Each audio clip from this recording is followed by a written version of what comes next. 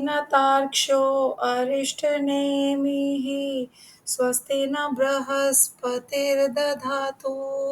ओम शांति शांति शांति। बहुत अच्छे। अपर ब्रह्म के चिंतन की विधि हमारा विषय चल रहा है। अपर ब्रह्म का मतलब है मायोपाधिक ईश्वर, जिसको ईश्वर कहते हैं। ब्रह्म ने जब माया की उपाधि धारण कर ली तो उसको ईश्वर कहा जाने लगा। तो उसकी चिंतन की क्या विधि है, इस पर चर्चा चल रही है। 7वां मंत्र है ये, 285 पृष्ठ पर। तो इसकी 4 पंक्तियां, पहली 4 पंक्तियां तो हम कर चुके हैं। बाद की जो अंतिम 2 पंक्तियां हैं वो करनी है। उसमें जो अंतिम पंक्ति है 5वीं, उसमें क्या है? तद विज्ञानेन परिपश्यन्ति धीरा। आज इसका अर्थ हम आचार्य शंकर से समझेंगे। उन्होंने ही इस पद का तद विज्ञानेन परिपश्यन्ति धीरा, इसके ऊपर भाष्य किया है। यानी यानी उसको स्पष्ट किया है। क्या है, हम इसको साथ साथ समझते जाएंगे और बोलते भी जाएंगे। तद आत्म तत्व विज्ञानेन, आत्म तत्व का अनुभव विशिष्टेन, विशेष रूप से। स्वस्तिका म्यूट कर लो। Oh sorry. विशेष रूप से आत्म तत्व का अनुभव कब होता है? जब ये 293वें पृष्ठ पर है, सबसे नीचे वाला पैराग्राफ है। शास्त्र और आचार्य के उपदेश के द्वारा जनित माने प्राप्त, ज्ञानेन, वो जो ज्ञान प्राप्त होता है, शास्त्र के कथन को आचार्य यानी गुरु जब स्पष्ट समझाते हैं तो उससे ज्ञान होता है। और ये ज्ञान कब होगा? जब उससे पहले शम दम ध्यान, सर्व त्याग, और सर्व त्याग भी करें और वैराग्य भी करें। वैराग्य का तो मतलब होता है कि वो अब हमें ये नहीं चाहिए, इससे अलग हो गए। और त्याग का ये मतलब होता है कि हमने इनको त्याग दिया, अब ये मतलब के नहीं है तो हम किस लिए रखेंगे। जब चावल में कोकड़ू है, कोकड़ू को अलग कर दिया तो अब उनको थाली में रखने का कोई तात्पर्य नहीं है, उनको फेंक दे, नहीं तो फिर मिल जाएंगे। उस वैराग्य से उत्पन्न ज्ञान से परिपश्यंती, भली प्रकार से देखता है, यानी दर्शन करता है, साक्षात्कार करता है। किसका? सर्वतः परिपूर्ण, सर्वतः पूर्णम, जो सब प्रकार से सर्वत्र पूर्ण है। पश्यन्ति उपलब्धते धीरा, विवेकिन। किसको ये, किसको दर्शन होते हैं, किसको साक्षात्कार होता है? धीर को। उपलब्धि किसको होती है? धीर को, धैर्यवान को और विवेकी को। क्या प्राप्ति होती है? किस तत्व की प्राप्ति होती है? जो आनंद रूपम, सुख रूप है। सर्व अनर्थ, दुख, आशय आस सर्व दुख, आयास सुख रूपता की प्राप्ति होती है। किससे? जो सर्व अनर्थ है। इस संसार की प्राप्ति तो बड़े प्रयत्न से होती है और ये दुख देता है। और यहाँ ब्रह्म की प्राप्ति में कोई आयास नहीं है। आयास हीनम, हीनम, हीन माने हीन नहीं है, रहित है। यद विभाति, और वो आत्म तत्व जो है वो भास रहा है, विशेषेण, विशेष रूप से, स्व आत्मन्येव भाति सर्वदा। कहाँ भास रहा है? आत्मन्येव, आत्मा में नहीं, अंतःकरण में भास रहा है। भाति माने भास रहा, हमेशा। जो धीर पुरुष और विवेकी पुरुष शास्त्र और आचार्य के वचनों से वैराग्य और त्याग प्राप्त कर लेता है, तो वो उस तत्व को जो सर्वत्र पूर्ण है, परिपूर्ण है, उसको उपलब्ध करता है। उसके लिए उसको धैर्य रखना पड़ेगा, विवेक करना पड़ेगा, है? आत्मा को अनात्मा से अलग करना विवेक है।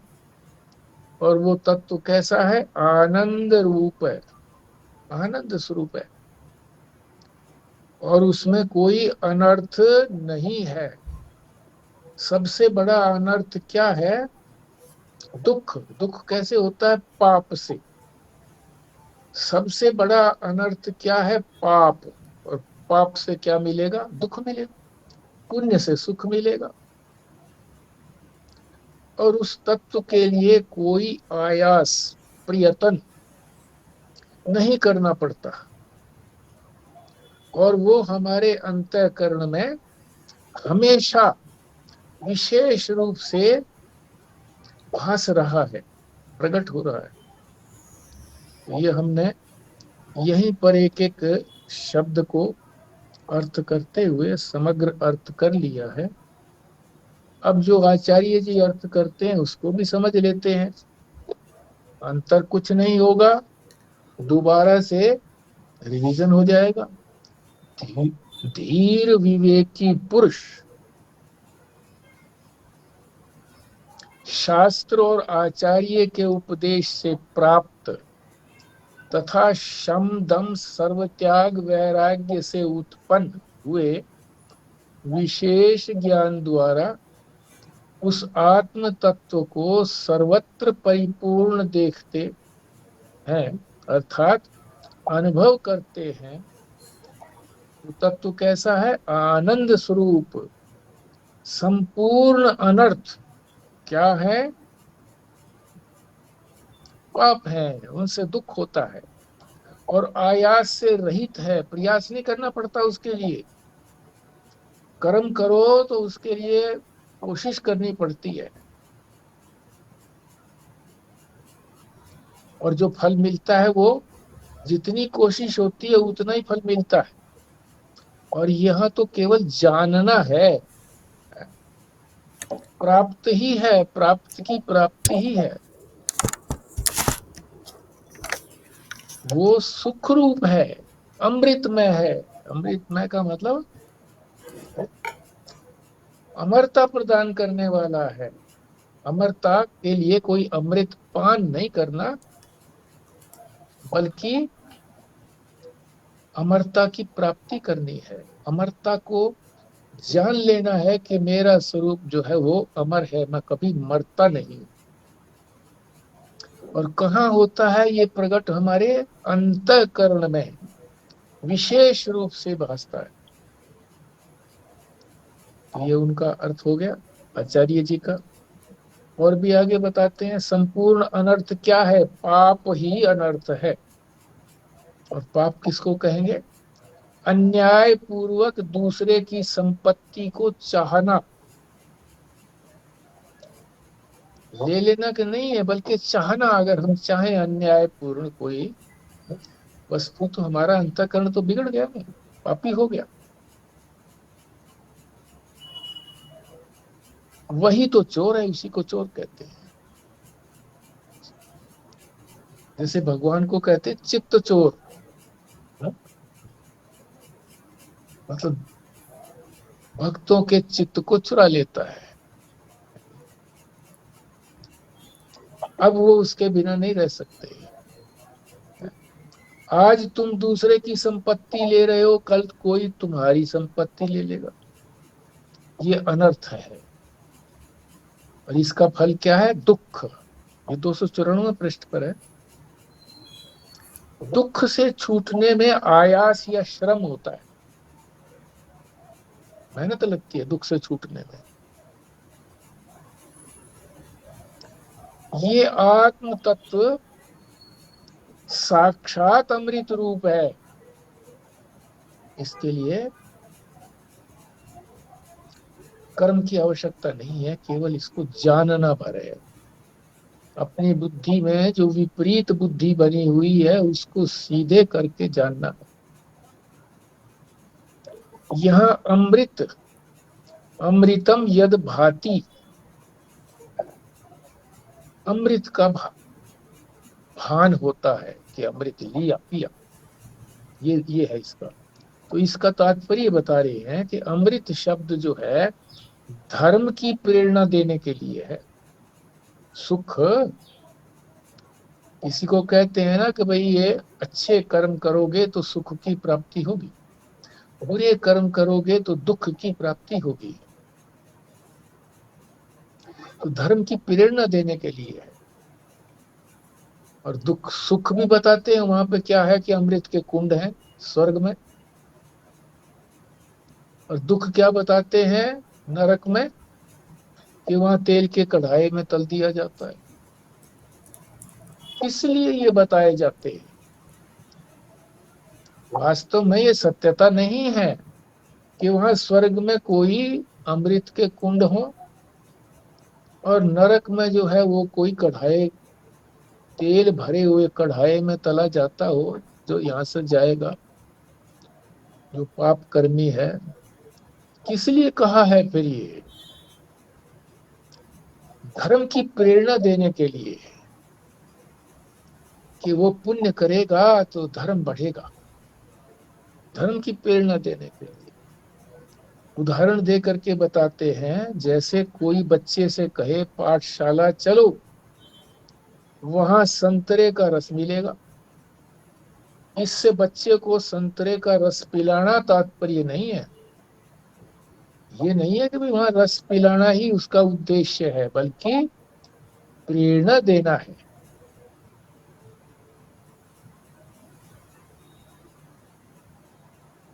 कि पाठशाला में जाए। फिर जब पाठशाला में जाने का अभ्यास हो जाएगा और उसको सुख भी मिलने लगेगा अपना पाठ याद किया हुआ होने पर, तो स्वतः जाएगा। उसे पाठशाला ले जाने में इसी प्रकार शास्त्रों में जो स्वर्ग में अमृत का वर्णन है, उसका तात्पर्य अमृत पान में नहीं है कि अमृत पीना है वहां पर। उसका तात्पर्य ये समझाने में है, बहुत बड़ी बात करें अब आगे, तुम देह नहीं हो।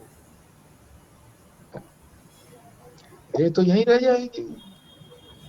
अभी हम देह से चिपके हुए हैं, अपने को देह रूप ही मानते हैं कि मैं तो देह ही हूं। तो ये उद्देश्य ऐसा है क्योंकि ये शरीर तो वहां जाएगा नहीं, स्वर्ग में यहीं रह जाएगा। तो इस शरीर से छूटने की बात है कि इस शरीर के साथ मत चिपको। चिपके रहोगे तो शरीर तो यहीं रह जाएगा और तुम भी यहीं रह जाओगे।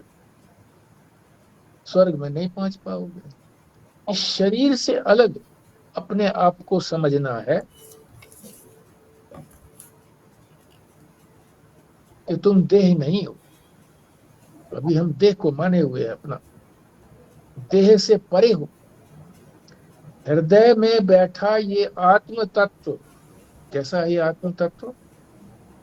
कहाँ बैठा है? हृदय में।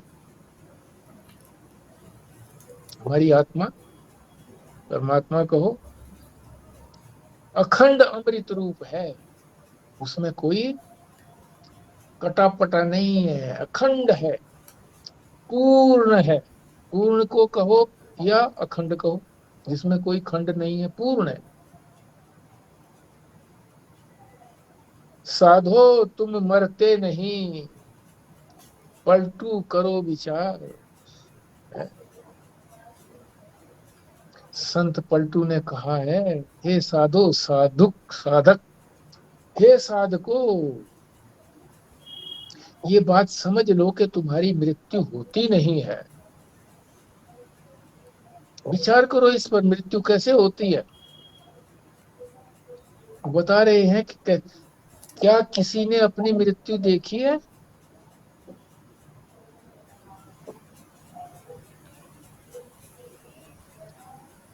नहीं देखी किसी ने भी। हम दूसरे की मृत्यु देखते रहते हैं कि वो मरा, वो मरा, वो मरा। अगर मैं अपनी मृत्यु देखूं, मान लीजिए, तो मैं तो फिर भी बचा रहा, मेरी मृत्यु कहाँ हुई? देखने वाला दिखने वाली चीज से अलग होता है। मृत्यु दिखे किसी को, दिखने वाली जो चीज है मृत्यु, वो देखने वाले से अलग है। तो मृत्यु तो हुई नहीं वो, है? मृत्यु तो हुई ही नहीं, मृत्यु अलग है मेरे से, आत्मा से।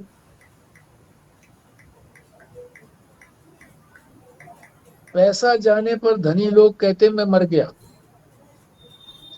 स्त्री पति के वियोग में कहती है मैं मर गई, अब मेरा कौन सहारा। है? जो सबको सहारा दे रहा है उसको न जान करके,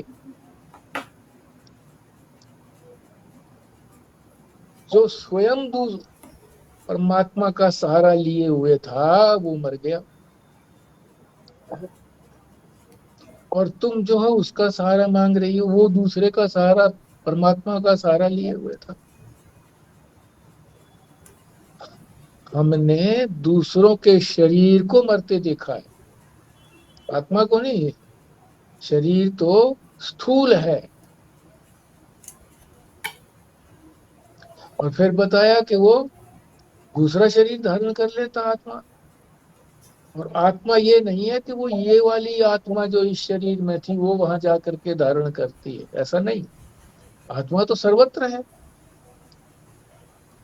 जहां भी ये शरीर धारण करेगा तो आत्मा की उपस्थिति वही है, उपस्थिति पहले से ही है। दूसरों के शरीर को मरते देखा है पर आत्मा को मरते नहीं देखा, अपने आप को मरता हुआ किसी ने देखा नहीं।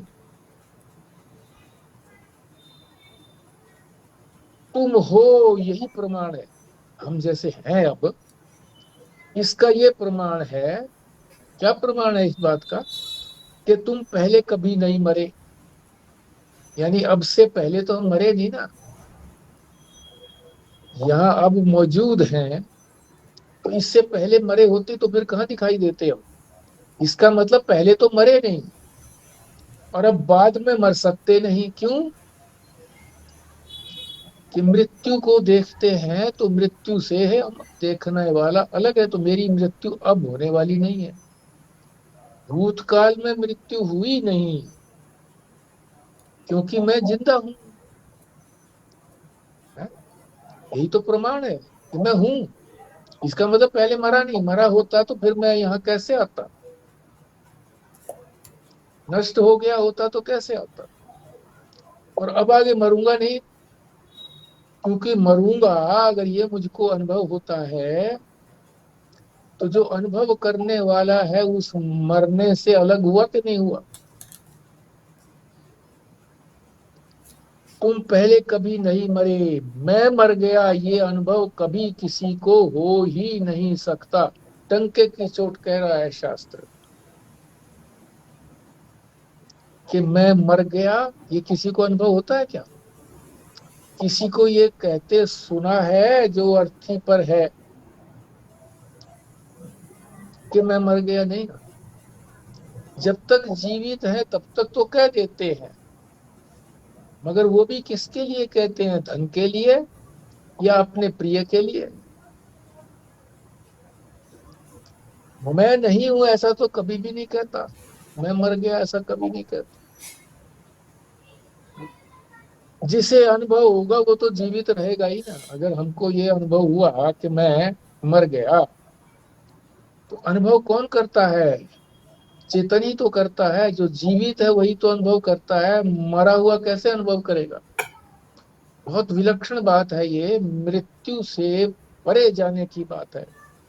इस पर बार बार चिंतन करते रहें, इसी को दोहराते रहें और अपने आप कोई न कोई इसी तरह का वाक्य ढूंढते रहें।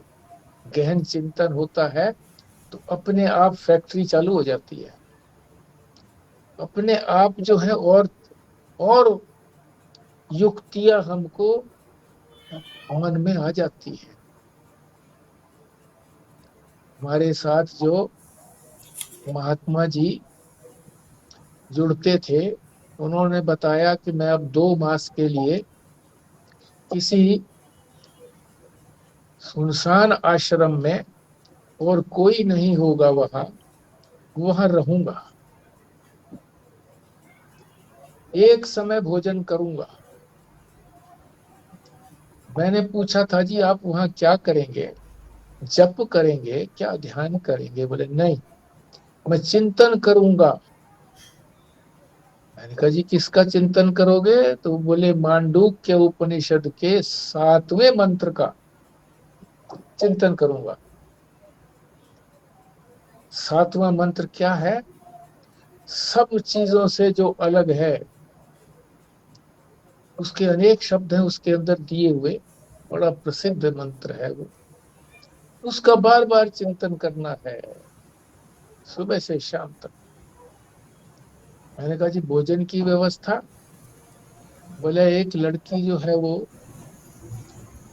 गांव से भोजन बना करके लाएगी और खिड़की में रख देगी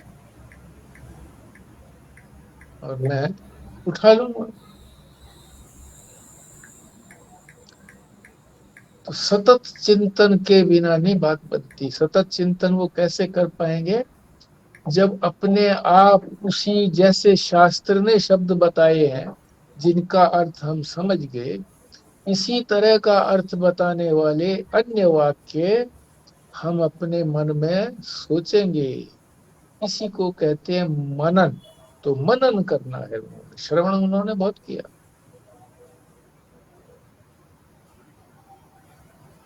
इसीलिए वो कहते हैं कि मैं नहीं बोलूंगा यहाँ पर वचन में कि क्या मैंने उस सुने हुए को ही दोहराना है क्या? क्यों बोलूं? मैं अपनी शक्ति जो है वो चिंतन में लगाऊं। हाँ, अगर किसी का स्वाध्याय करने से चिंतन बनता है, जैसे मैं बताता हूं मेरा, इस शास्त्र के शब्द सामने हो तो मेरा चिंतन चलता है। शास्त्र की बातें तो आती ही हैं, उसके अतिरिक्त भी एक दो बात और आ जाती है, पहले नहीं आती थी। और गहन चिंतन करूं तो कई आ जाएंगी बातें। अब चूंकि ये शास्त्र की जो बात सामने लिखी हुई है इसके अनुसार चलना है, नहीं तो एक ही शब्द जो है वो घंटा भर ले सकता है। उसके साथ जितनी भी चीजें जुड़ी हुई होंगी सबको स्पष्ट करना होगा। अब सीमा समय की सीमा को देखते हुए, और वो तो फैक्ट्री मेरी होगी, आप लोगों ने उसी प्रकार की फैक्ट्री बनानी है। इन्हीं शब्दों को लेकर के तद विज्ञानेन परिपश्यन्ति धीरा। धीर का मतलब कहीं पर लगाया है धैर्यवान, कहीं पर लगाया है विवेकी। फिर विवेक से क्या होता है, आत्मा और अनात्मा को अलग अलग कर लेते हैं। आत्मा तो मेरा मैं है, अनात्मा को छोड़ देते हैं। तो और अनात्मा कौन है, ये सारा संसार है। ये अनात्मा है, इसका चिंतन क्या करना, ये तो दुख रूप है, कोई महत्व का नहीं है, व्यर्थ है, इससे कोई प्राप्ति नहीं होनी है। दुख, इसमें सुख जो है मालूम पड़ता है ना ये सुख। जैसे कोई चीज हमने जो हमारी पसंद की है, हमने खाए गोलगप्पे, तो तुरंत तो ये लगेगा कि इससे बड़ा सुख हुआ, परंतु दीर्घ काल में पेट में भी जलन होगी, आंतें भी जलेंगी और फिर गुदा भी जलेगी, फिर हमारा मन जलेगा, अनुभव करेगा ना दुख का। इसी प्रकार की और चीजें ऐसी सोची जा सकती हैं। संसार के बारे में अनेक चीजें हैं, इतना विस्तार है, ये परिच्छिन्न है, ये सोच सकते हैं, परिवर्तनशील है। जब हम इसको पकड़ने जाते हैं तो ये आगे चला जाता है फिसल करके। कैसे, जैसे मछली को पकड़े, बड़ा कठिन है मछली को पकड़ना, फिसल करके चली जाती है हाथ से। मेंढक को भी बड़ा पकड़ना कठिन है।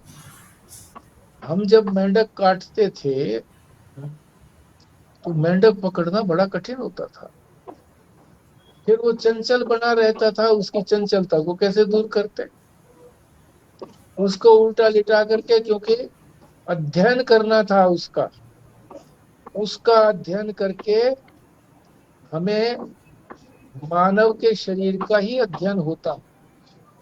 रक्त की नालियां निकालनी पड़ती थी मांस से अलग करके, नसें जो है वो मांस से अलग करके निकालनी होती थी, हृदय धड़कता हुआ वो भी अलग दिखाना होता था।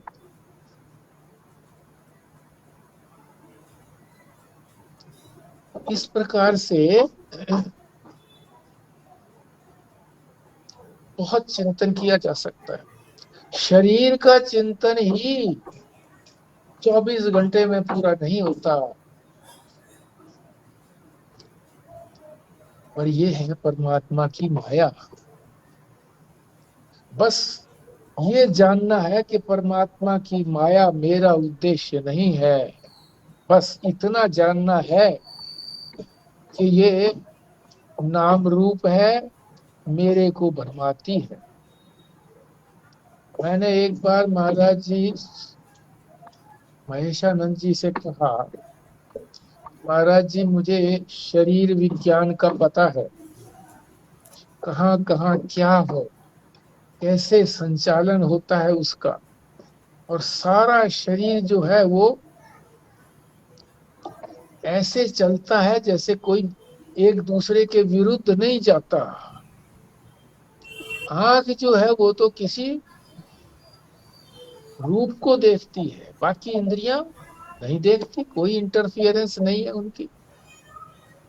इसी तरह से सारी इंद्रियों की बात है। मन की बात लगा लो इसी तरह से, बहुत सोचा जा सकता है। इसी तरह से चिंतन करना है, ये एक्सरसाइज है हमारे लिए, गृह कार्य है। पलटू ने ठीक ही कहा है, विचार करो बस। गुरु जी भी कहते थे, अगवानी तो आई यहाँ, ज्ञान विचार विवेक। ज्ञान आएगा, विचार आएगा, विवेक आएगा, आगे आएंगे पहले, फिर सब कुछ आएगा। इनको ठीक से तरह से विचार कर लिया तो संसार प्राप्त करने की इच्छा ही नहीं रहेगी।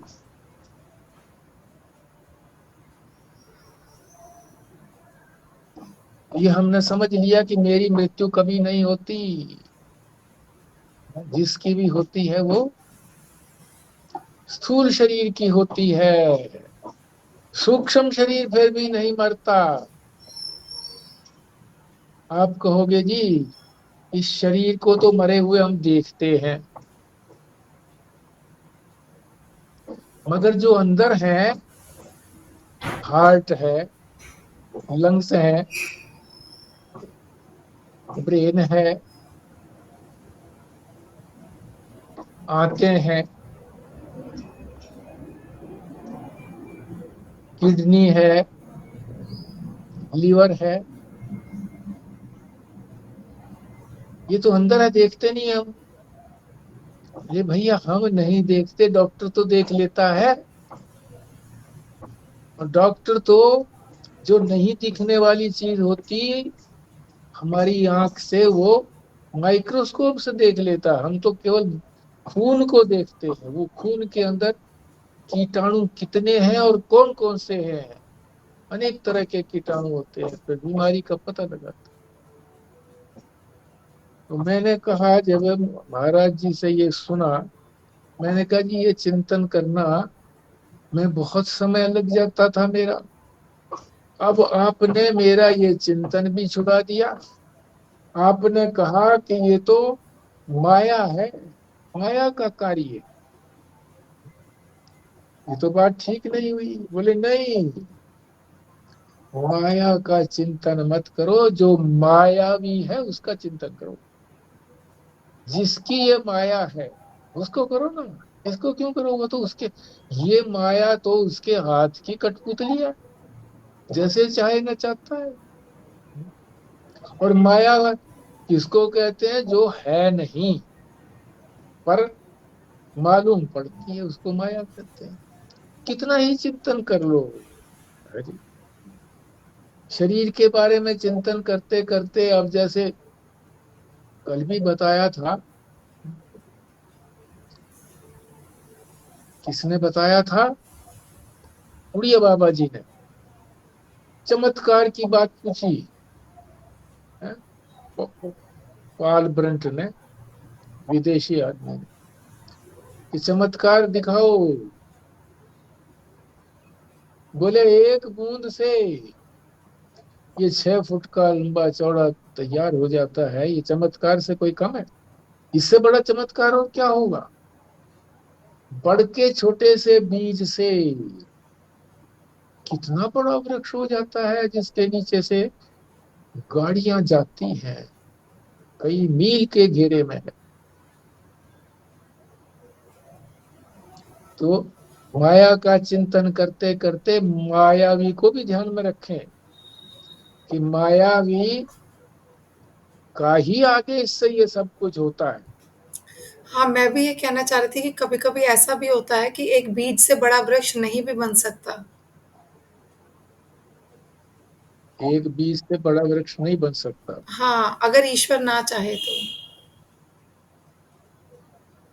हाँ, ईश्वर ने, अब वो बीज को अगर तुम कहो कि हम उसको खाद भी देते हैं, पानी भी देते हैं, सूरज की रोशनी भी देते हैं, ये सारी चीजें देते हैं, तो क्या इससे वो बढ़ेगा नहीं बीज?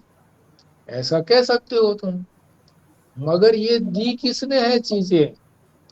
ये जो 5 भूत बनाए हैं, पृथ्वी, जल, तेज, वायु और आकाश, जिस पृथ्वी में वो बीज बड़ा होता है वो भी परमात्मा की दी हुई है। जल जो है वो भी परमात्मा ही देता है, हमारे बस की बात है। जल नीचे से बोरिंग करके निकालते हैं, हमने कोई वहां इकट्ठा कर रखा था, स्टोर कर रखा था, वो कोई नहीं। बरसात क्या हम करते हैं? जल भी वही देता है। तेज यानी अग्नि, ये शरीर को गर्म रखता है, तो मैं रखता हूँ? कोई अंदर कोई आग रखी हुई है मैंने? परमात्मा ही गर्मी देता है, उसी के आदेश से गर्म रहता है। और जब उसका आदेश होता है कि अभी निकालो यहाँ से, सूक्ष्म शरीर को निकालो, दूसरे में डालो, यहाँ जो है वो यंत्र काम नहीं कर रहे हैं, भोग पूरा यहाँ का हो गया, इस शरीर का भोग पूरा हो गया है, अब इसको निकालो, दूसरे शरीर में डालो। अब जो दूसरा शरीर बनेगा पिछले कर्मों से, उसको ये भोगेगा।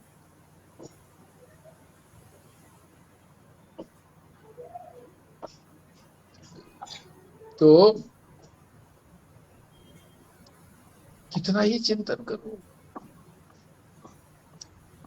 साथ साथ परमात्मा का देखते रहो, कि माया का क्या देखना, मायावी को देखो, उसी से सारा संसार चालू रहता है। उसके बैठाए हुए देवता हमारी आंखों में बैठे हैं, हरे हरे आंखें आंखें आंखें नहीं, सारी इंद्रियों के देवता हैं। एक एक देवता सारी इंद्रियों को संचालित करने के लिए परमात्मा ने बैठा रखा है।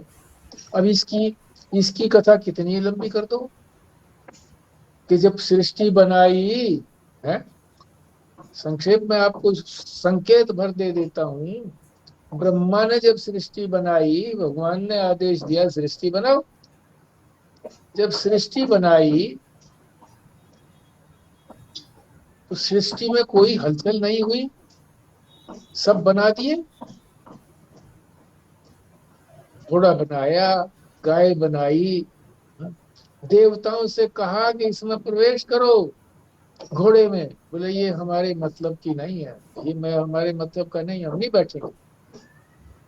गाय बनाई, गाय में कहा बैठो, बोले चाहे पवित्र है पर हमारे मतलब का नहीं।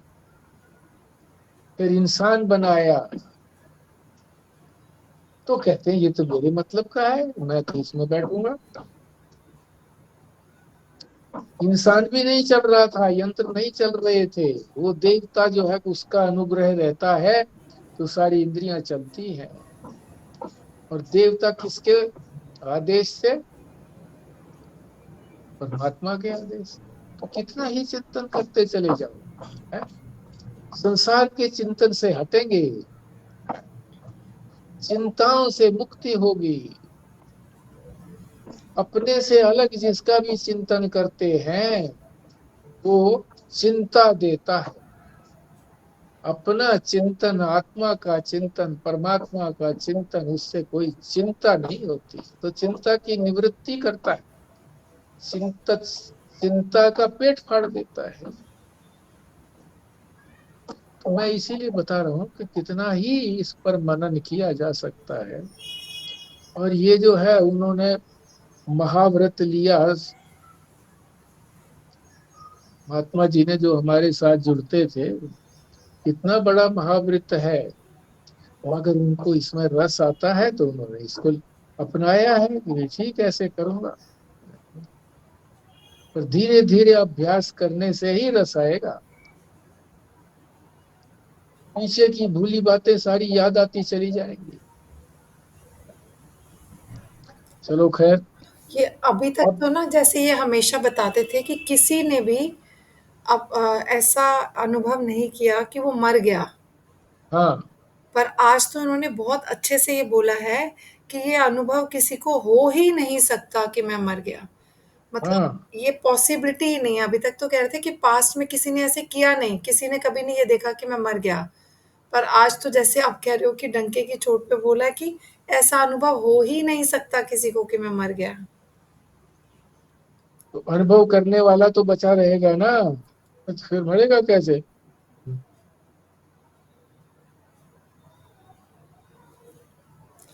एक बार बड़े भाई साहब, वो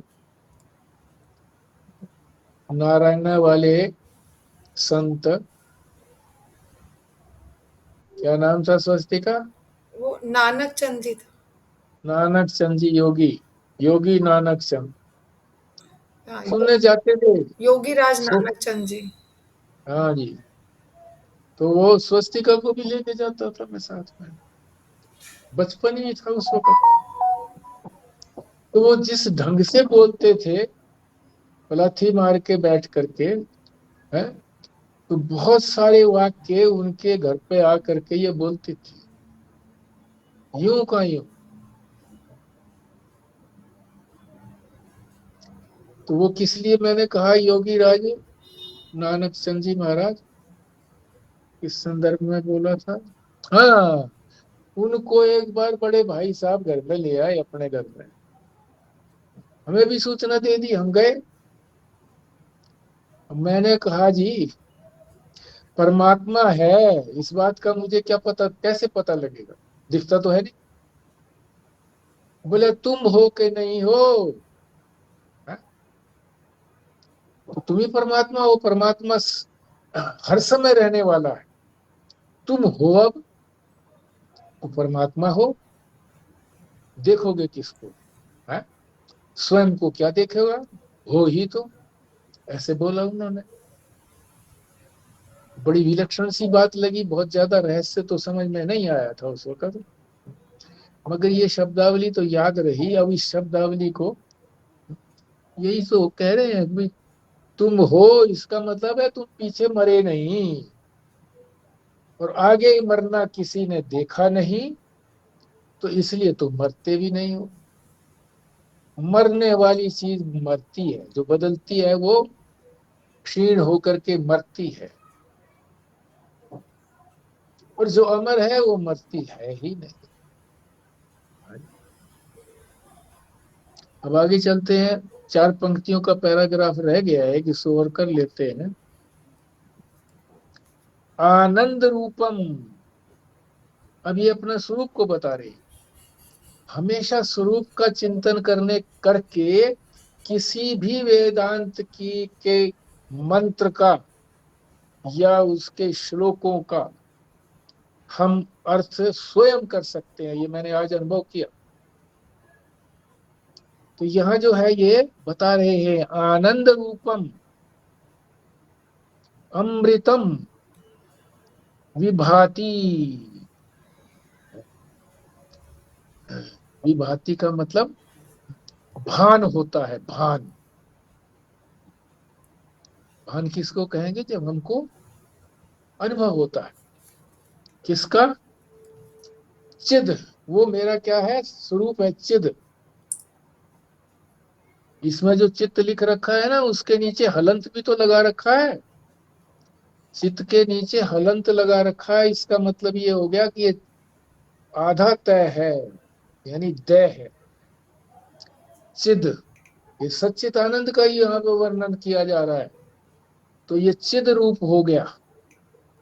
जो विभाति है, जो दिखाई देता है, मन महसूस अनुभव में आता है, दिखाई नहीं अनुभव में आता है, वो हो गया चिद। किसका, हमारा स्वरूप, आत्मा का स्वरूप, परमात्मा का स्वरूप। अमृतम, अमृत का मतलब जो है कि कभी मरता नहीं है, तो सद कहो उसको, सद, सदमूल सत चित आनंद रूपम कहते हैं ना। क्या उसका स्वरूप क्या है, हर एक का स्वरूप क्या है, सच्चिदानंद।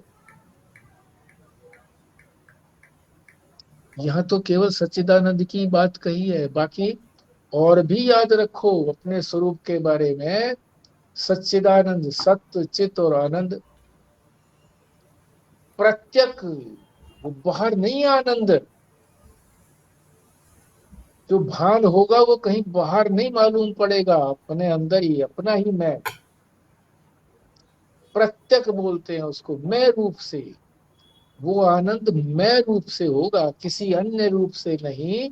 अन्य रूप से तो फिर वो ये होगा कि उसका आनंद, या उससे आनंद लेता है, तो वो तो फिर सीधा नहीं हुआ ना। अपना आनंद तो स्वरूप है, अपने आप ही वो अंदर से बहता है। अमृत रूप, रूपम, और इसके लिए कहा है प्रिय। जो चीज हमको प्रिय लगती है उसको हम अपनाना चाहते हैं। और हमारा स्वरूप जो है वो अमृत रूप है, मरने वाला नहीं है, तो अपनी आत्मा ही तो प्रिय हो गई हमको। और क्या प्रिय होगा। इसी शब्दावली को एक हरियाणा के संत हुए हैं जिन्होंने विचार सागर लिखा था। मेरे को नाम याद नहीं उनका, कौन संत थे। तो वो इसी सच्चिदानंद को अपने शब्दों में बोलते थे, अस्ति भांति प्रिय रूप हो। अस्ति यानी अस्तित्व, यानी हमेशा अस्तित्व तो हमेशा रहेगा। सत, अस्ति का मतलब सत, भांति का मतलब चिद, अनुभव, और प्रिय माने आनंद। जो चीज प्रिय होती है वो मिलने पर आनंद होता है। तो उन्होंने अपने विचार सागर के अंदर अस्ति भांति प्रिय लिखा है। उनका श्लोक भी है, बड़ा बढ़िया श्लोक है, याद नहीं है। इसी का सहारा लेकर के वो ये स्वामी पंजाब, निश्चल दास जी थे क्या? हाँ वही थे बिल्कुल, निश्चल दास जी। इसी ग्रंथ का सहारा लेकर के पंजाबी महात्मा बोलते थे।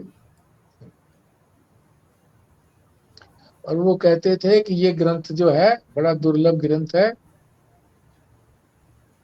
अब नहीं मिलता, मेरे पास है ये, उसमें से तुमको पढ़ा। एक दिन प्रार्थना की दे दो, नहीं।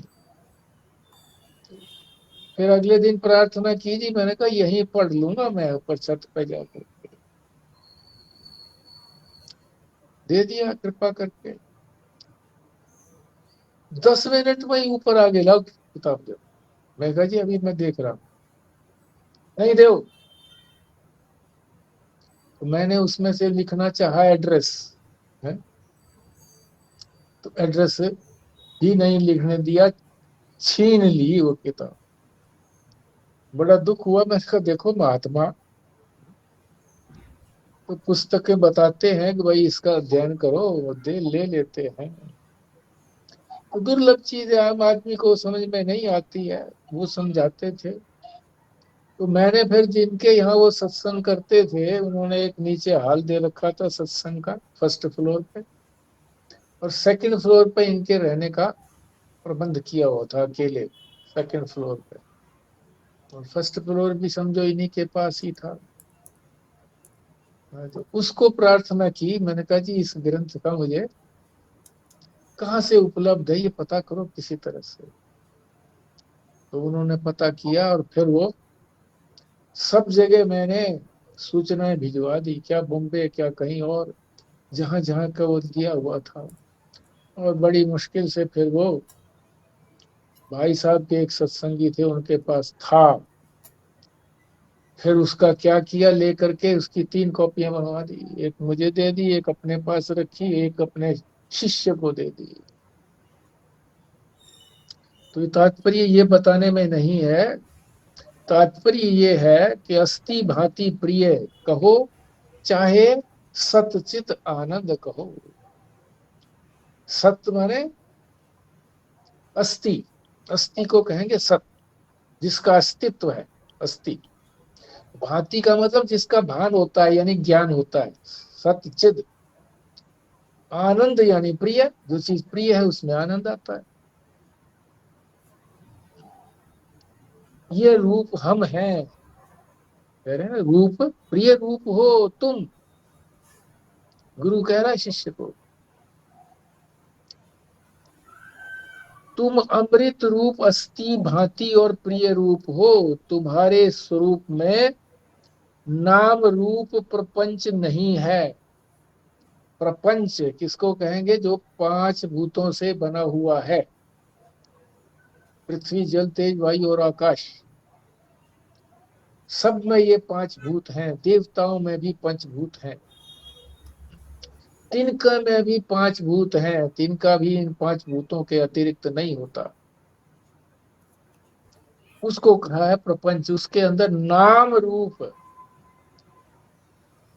किसी का आकार, रूप का मतलब आकार, और उसका नाम, आकार और नाम नहीं है नहीं उसके अंदर, मगर व्यवहार करने के लिए है कल्पित। ये व्यवहार करने के लिए कल्पित उसमें बता देते हैं कि ये नाम है, ये रूप है, तो वो है नहीं उसके अंदर। यानी वो नाम रूप वाला नहीं है। चाहे नाम रूप उसमें है, उसके ऊपर नाम रूप है, नाम रूप आ गए, और वो नाम रूप वाला नहीं है। ये संसार ज्ञान का प्रत्यय मात्र है। प्रत्यय माने वृत्ति। किसी चीज का ज्ञान होने के लिए पहले हमारी वृत्ति बनती है। वृत्ति का क्या मतलब हो गया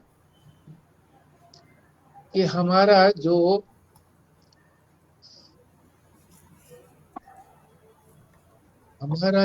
चित्त है, मन कहो चित्त कहो, वो जब किसी पदार्थ को चारों ओर से घेर लेता है, चेतन तो वहां पे है ही है, तो ज्ञान हो जाता है। चेतन ना हो तो वहां भी ज्ञान नहीं होगा, पर चेतन तो सर्वत्र है।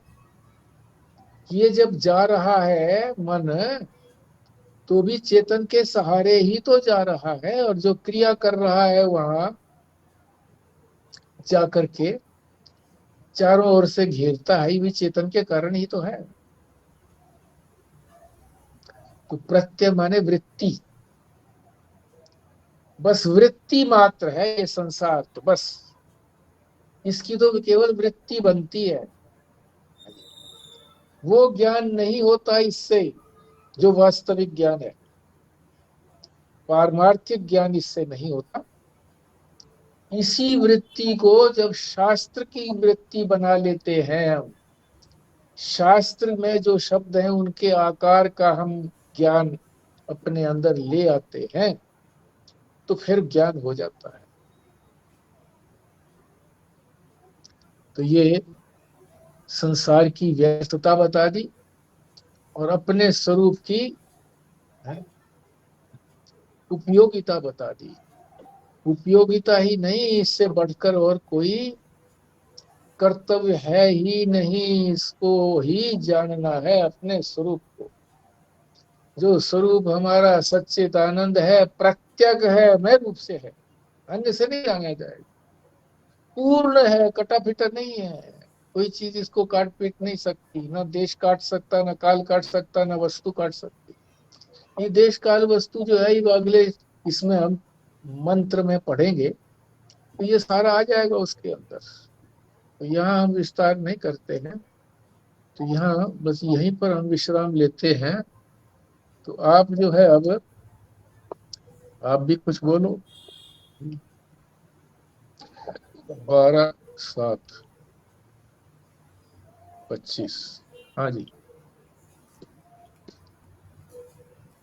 चाहे इसी को दोहराओ, चाहे और खोज करके बताओ। जैसे वृत्ति है ना, ये तो किसी हम्म। भी वस्तु या व्यक्ति को जानने का एक माध्यम है, एक तरीका है उसको जानने का। बिल्कुल। तो क्या यही तरीका क्या ईश्वर को भी जानने का है? क्योंकि उसमें भी वृत्ति बनाने को कहते हैं, ब्रह्माकार वृत्ति। हाँ, वही तरीका है। वही तरीका है। शास्त्र का ज्ञान कब होगा? जब वृत्ति बनेगी शास्त्र की, उसी प्रकार की वृत्ति बनेगी तो उसी प्रकार के संस्कार होंगे हमारे अंदर। बच्चा जब ABCD या सीखता है, तो वो आकार से ही सीखता है ना, उसका आकार। फिर उसको बोलना भी बता देते हैं कि इसका क्या मतलब है। फिर अक्षर भी बता देते हैं कि किससे क्या ध्वनि आएगी। तो वृत्ति बनती है।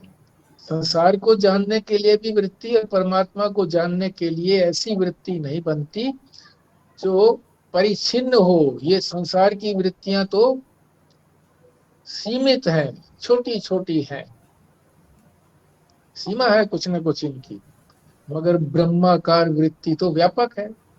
तो चिंतन करते करते फिर ब्रह्माकार वृत्ति बनेगी, है वो भी वृत्ति, तो ज्ञान होगा। और फिर वो वृत्ति भी स्वयं नहीं रहेगी। जैसे बाल्टी के अंदर गदला पानी हो, उसमें फिटकड़ी डाल दो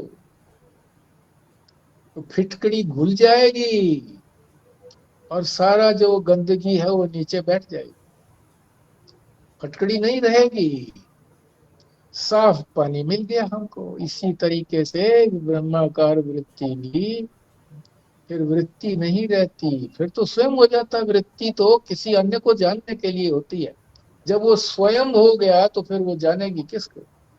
स्वयं को ही तो जानना है, अपना स्वरूप ही तो जानना है। हाँ जी। तो जैसे ब्रह्माकार वृत्ति को क्या हम ये भी कह सकते हैं कि जब, क्योंकि वो इतनी व्यापक है कि हमें पूरे संसार में, सब व्यक्तियों में, सब वस्तुओं में ब्रह्म ही दिखाई दे। दिखाई दे, या सारी चीजें जो भी आकार या जो भी कुछ है उसी में ही तो है। हाँ, व्यापक चीज में ही तो सीमित चीज होती है, मतलब उसमें है सब। जैसे आपने कहा ना कि शुरू में वो सब में दिखाई दे, फिर वो सारी चीजें भी गायब हो जाएं और सिर्फ ब्रह्म ही दिखाई दे हाँ, जगह। ये भी है, ये भी है।